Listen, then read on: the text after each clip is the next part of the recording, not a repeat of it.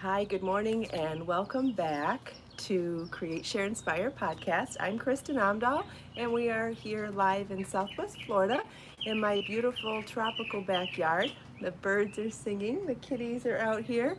If you are joining me live, please say hello. Hi, Val, good morning. If you're joining me live, please say hello. If you end up watching the recorded version, please also feel welcome to say hello.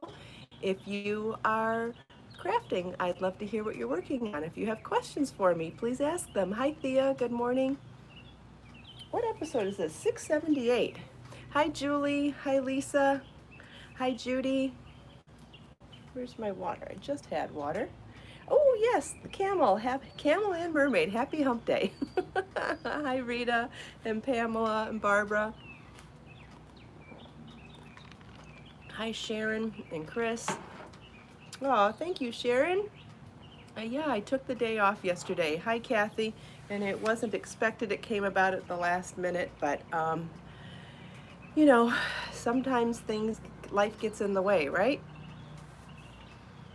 And I ended up needing to take, I don't know, a personal day yesterday. Hi, Anna. Hi, Trina. Hi, Donna.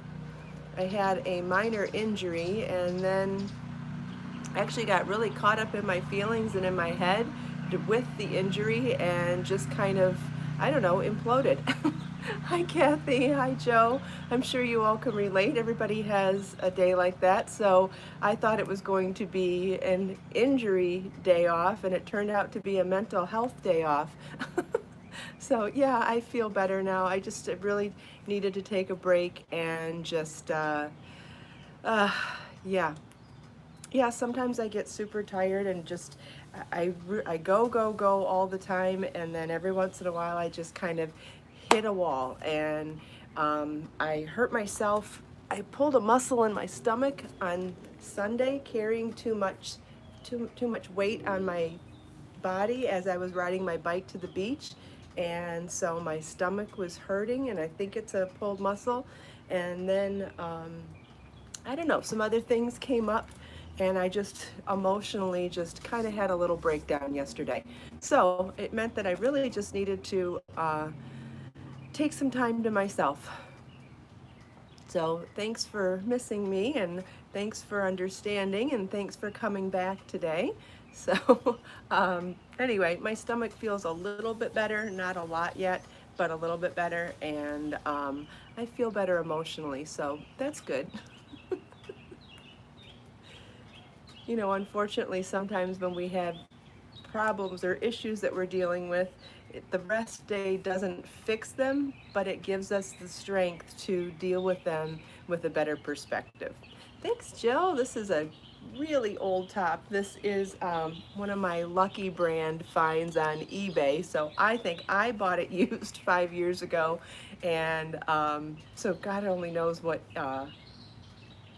season it's from, but it has this really cute crisscross detail at the shoulder. It has tassel ties in the front, and the print is really pretty too. It has a separate print at the hem from the body, and it also rounds out, which I think is cute. And I'm wearing size 10 jeans. My muffin top isn't even as horrible as it could be. I didn't mean to show it to you, but oh well, whatever. Yeah, so mistakenly showing you my muffin top, you see that I can't wear a tight top with these jeans yet, but it does feel really good to be back into a size 10, even if it does mean having to wear loose fitting tops over it for now. That's okay. Yes, my fern is getting big, isn't it? The the fronds are actually touching the floor, and I'm trying to figure out if I need to put it on a taller table or what, but it is massive and gorgeous. This one isn't growing so much, the spider plant, but it's still pretty, and I love having both of them.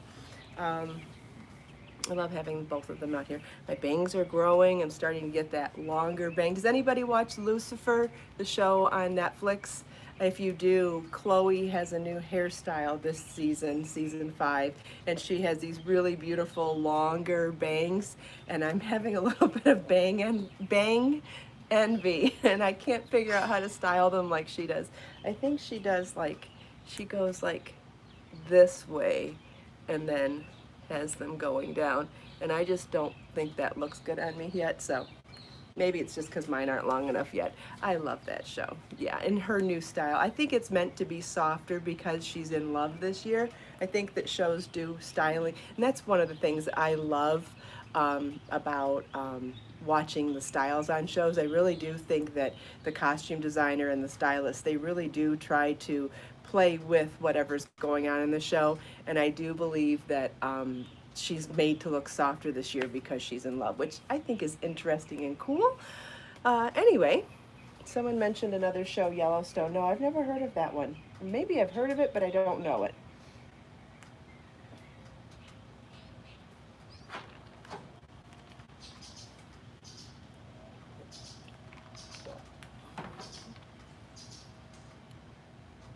So what was I going to talk? I have a few things to talk to you about today. So one of the things that I'm excited to share with you, and it's really a long-term sneak peek. Oh, it's a Kevin Costner show, and sounds like it's Western. That sounds awesome. I would love that. So I've been, as you may already know, I have designed some bikinis in the past, and even some like festival tops that were more like bikini tops that are tank tops as well. And I haven't sized them, and there have been requests to do them sized before. And to be honest with you, I just didn't know. I just wasn't knowledgeable or experienced at sizing those types of garments. Even though I do believe that anybody at any size can wear anything they want and that you can rock anything at any size. So I have been trying to get the skill set to know how to size bikini tops and bikini bottoms, specifically the tops, because I'd really like to incorporate that type of shaping for tank tops and bikini tops and festival tops. Festival tops meaning it looks like a bikini on top, but then it's a tank top and then it ties in the back. So it occurred to me that if I bought bra inserts that come sized, I would have a much better idea of how to size them. Plus, those of us that are more well endowed than others actually need the support of an insert like that inside a top that you tie to actually get the support.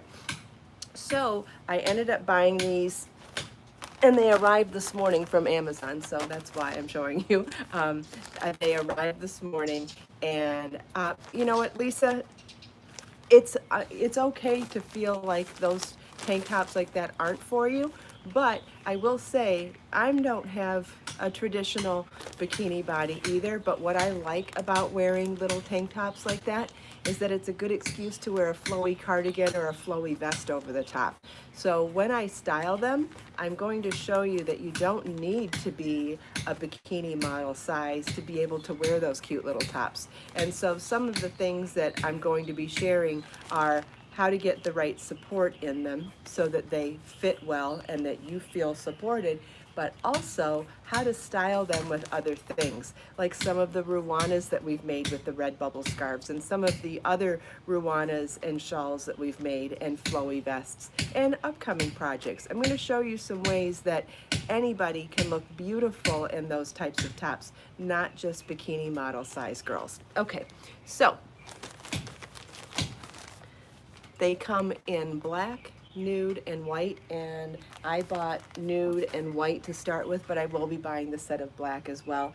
And then once I design something to fit me, then I will buy the other sizes to figure out the shaping, because they came in size AB cup, then CD cup, which I bought, and then I think it was an E cup. So I will be making them in 3 sizes.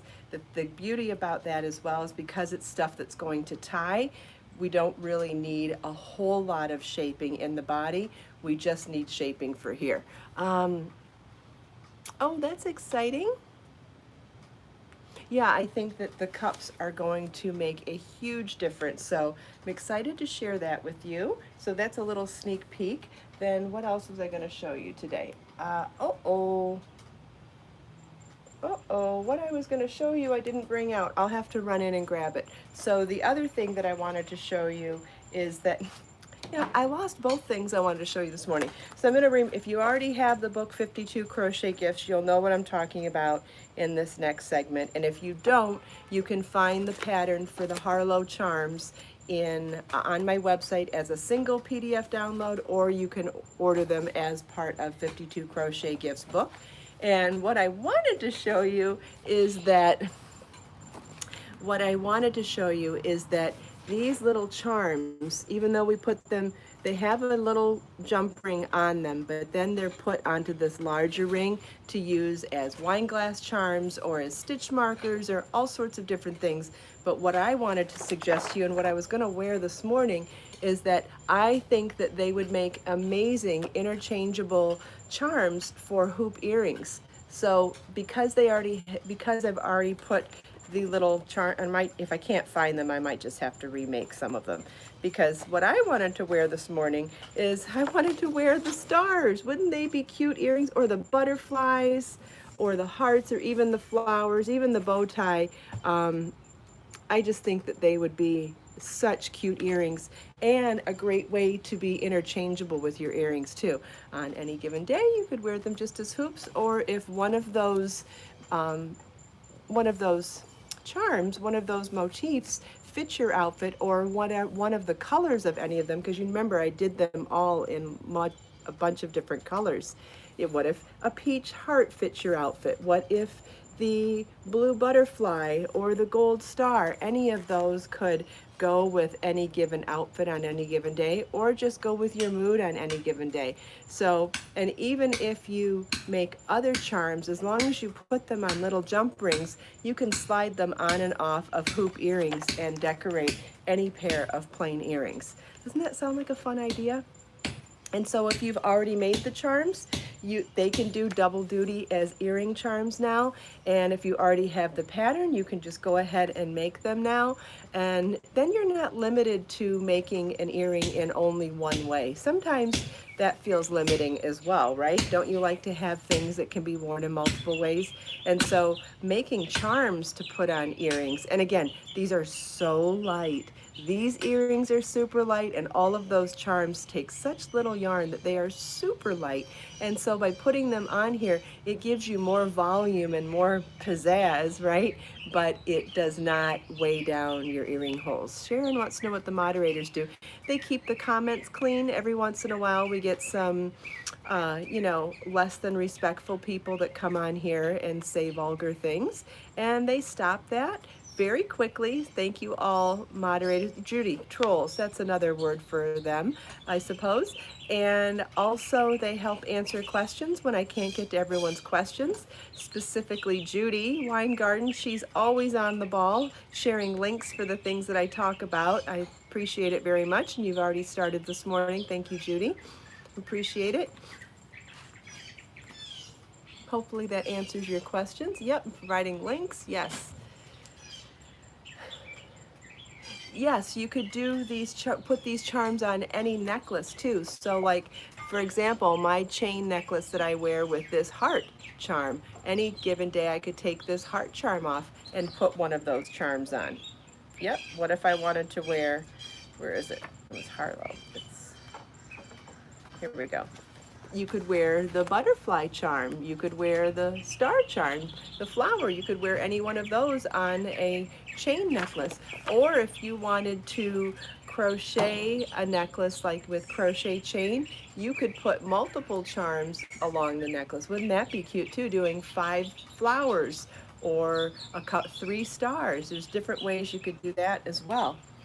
I love being able to reuse patterns in multiple ways. So fun.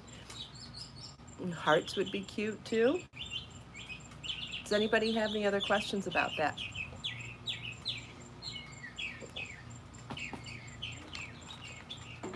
Yeah, it's free to think, yep. Yes, a charm bracelet too, absolutely, Judy, absolutely.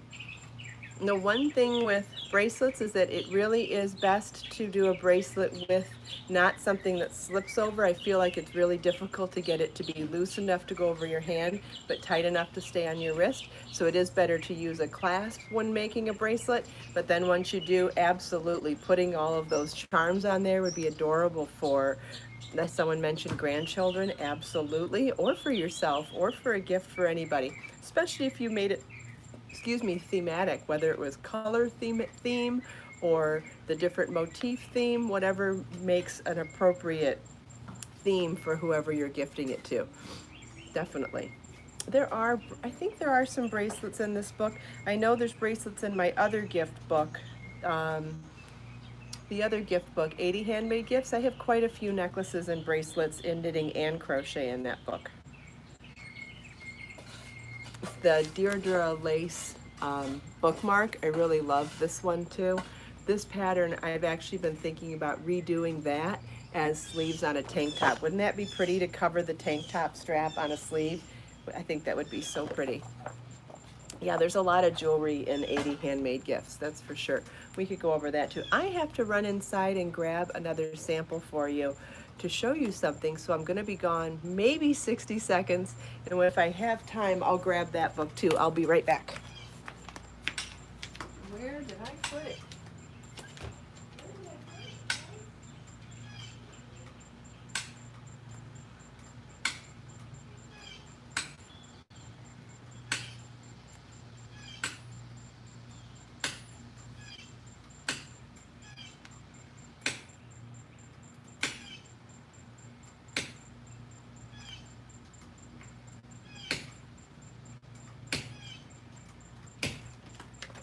Okay, I ran as fast as I could.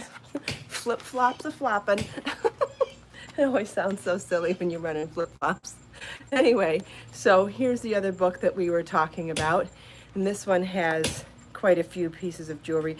Oh yeah, Judy just mentioned the Amy bracelet. That is a bracelet in this book.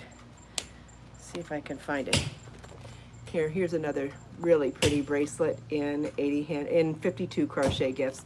And all of these patterns are available as single downloads if you don't want the whole book. Here's the Ava bracelet. That one's really pretty too. Notice that those both have a button and a loop for closure. That's really pretty.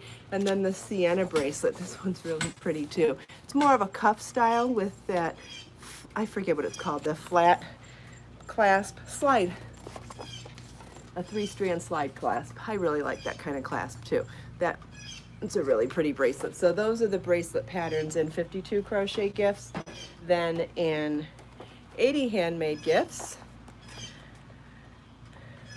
we have quite a few pieces of jewelry too. So in the knitting chapter, we've got the Bridget bracelet done in crochet wire, or done in wire, and then the Paulina knit cord bracelet or necklace. That's really pretty, and it's got little beads on the bottom to weigh it down. It's made out of I-cord, and then you make like a lariat style. Then here's the Donna knit necklace, also done as a lariat style. And then this is a really pretty bracelet that's knit, the Mia, with a pretty button on it. And then we'll go to the crochet. Here's the Kelly earrings. You know I wear those all the time. I love my Kelly earrings. And then this is the Liz crochet necklace with the really pretty mermaid tail glass pendant. That one's so pretty. All of these are really easy to do as well. And here's the Amanda necklace done with crochet chains and some fun pendants and then beads at the bottom. That one's done with sequins and bling yarn. Oh, here's the Rachel necklace. That was done with a really interesting slip stitch type of stitch pattern, which gave a really hard or dense flat fabric, which made it look more like a ribbon or something flat. It was very pretty. Rachel necklace. And then we put a pendant on that one. And then here's the Grace bracelet as well. And that's done in the same stitch pattern as that previous necklace, which meant they really made a nice set as well. Boy, you can really tell I blow dried my hair this morning, can't you? Look at how it is so humid out here. It's like unbelievable. I have foundation and powder on. You can't tell. It's already melted off, and my hair's already gone frizzy. I don't even have frizzy hair. You know what's great about all those jewelry pieces is that they make beautiful gifts. They're great for selling because they're low labor cost, but because they take so little time to make. So great last minute gifts, great for selling if you're trying to sell things that you make. Anything that doesn't take a whole lot of time to make makes great things to sell because you can make more of them in a smaller period of time. So I'm excited. I wanted to show you guys something that I'm working on, and this is probably better suited eventually to do a tutorial on what I'm going to talk about in the studio so that we can really draw out the math and the geometry for what I'm doing. But I'm also excited to just tell you, I know that there's been a lot of requests for mid-range sizes for kids, and I wanted to tell you that one of the next patterns that I'm working on is going to be a pullover hoodie sized from newborn through 10 years old. So I know a lot of, so it'll be newborn, 6 month, 12 month, 1 to 2 years, 2 to 4, 4 to 6, 6 to 8, and 8 to 10. So there'll be 7 sizes. And I did the original one in simple double crochet because I think it's really important to understand the concepts of what we're doing. And then from there, there's so many different ways you could adjust it. So let's say you wanted to pick your child's favorite colors or their team's favorite colors. You could do stripes. You could mix it up with single crochet or half double crochet or working through the back loop only.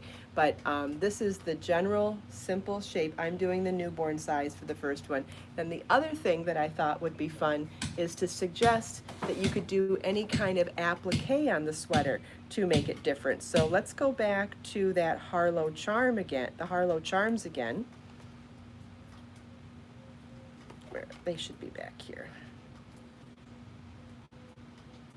Let's go back to the Harlow charms again. And what if you put a star or a heart or a butterfly or a bow tie or a flower or a combination of those and sew them to the front of the sweater? So you could look at this and go, oh, it's just double crochet. Or you could say, hey, that's a nice background for doing something else and embellishing it, whether it's by mixing and matching colors and color blocking, doing the sleeves one color and the body a different color, doing the hood a different color, adding one of those front pockets in the front, or adding a hood. And so talking about hoods, I wanted to tell you that if you want to add a hood to something that doesn't have instructions for a hood, I thought it might be okay for me to explain it just in words this morning.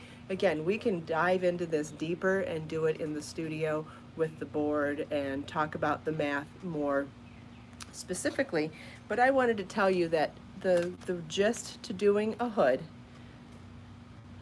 like when I start the hood for this one, I'm going to start in the center front here, and I'm going to work even all the way around right to the front, but I'm not going to join in the round. I'm going to go back and forth in rows, okay? And then you have a couple of choices for how you actually make the hood, because the hood needs height, but it also needs a roof over the top for the head, right? So you can do that in a couple of ways. You can work to a certain height, then work a flat piece across the top and sew 2 seams. You could make it extra long and then sew across the top and then a little bit down the side, or you could do short row shaping. Short row shaping is where you go back and forth, not going all the way to the end of the row to create that top piece. So what happens is if you just worked around here to the height of the head, you would have the walls of the hood, but you still need enough to go over the top. So there's, like I said, there's several different ways to do that. So those are the things that you would need to consider when you are making a hood. Oh, well, if you like a pointy hood, then you could increase out towards the back as well. Does that make sense? So I just wanted to remind you that there are several ways to make a hat, but just keep in mind, as you're working up those walls, you still need to figure out what you're going to do for the top portion. I like a rounded hood. Somebody else said they like a pointed hood. And there's several ways to do them, but you always have to count for the fact that it's not just going up, it's going up and together. So that can be done by making it extra long, by short row shaping, or by working a flatter piece for the top. Yep, pointed is cute for kids, definitely. But you still have to account for that. So when you're going to do that, you still have to increase out the back side. So if you're working it in one piece like this, that would be with short row shaping.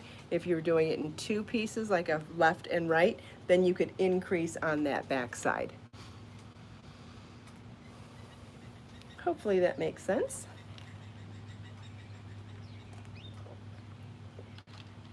Does anybody have any other questions? Will I make one with an opening in the front with buttons? Do you mean a cardigan? Is that what you're asking for, Sabrina? Pamela, if you are interested in making a hooded scarf that is rounded now, if you already have 52 crochet gifts, I do have a pattern for that. There's a hooded scarf in here, and that hood is rounded. Let me show it to you.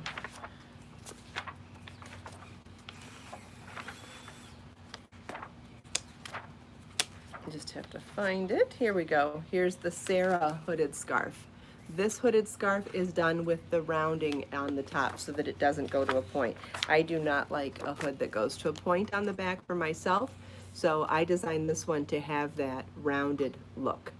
And if you go to the pattern page for the Sarah pattern on my website, there are more photos of it so you can see the back and see that it is rounded and it fits nicer to the head. Okay. Yes, you can add front hand warmer pockets. Pockets are easy on a scarf. Just make a square motif and sew it to the front along the sides and the bottom. That's it. That's all you need to do. I mean, you can certainly get more elaborate, but if you are wanting to modify an existing pattern of a scarf that you would like to add a pocket to, just make a motif the size that you want your pockets to be, maybe an 8-inch square. Will I make the hooded sweater in adult sizes too? Kathy wants to know. Sure, yeah, we could add that onto the list too, absolutely. Thanks, Judy, for posting links. I appreciate it. Does anybody have any other questions?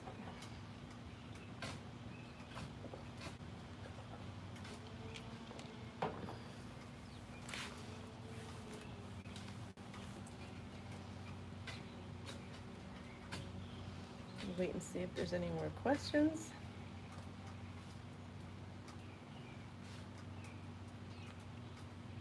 Which book for hooded scarf? 52 crochet gifts. It would be 52 crochet gifts for the hooded scarf, or you can download the hooded scarf individually. It's called the Sarah scarf. It would be in my crochet pattern shop. Plus, Judy just posted a link to the individual pattern. And there are video tutorials for that as well. And they should be linked on the pattern page. Let's see. You're welcome. Any more questions?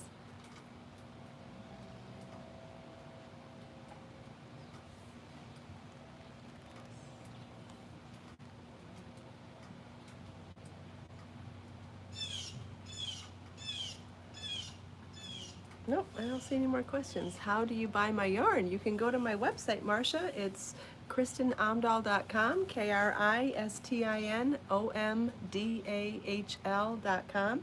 And there are links in the video description for how to get to my website and specifically how to get to my yarn shop on my website. And if you have any questions, please let me know.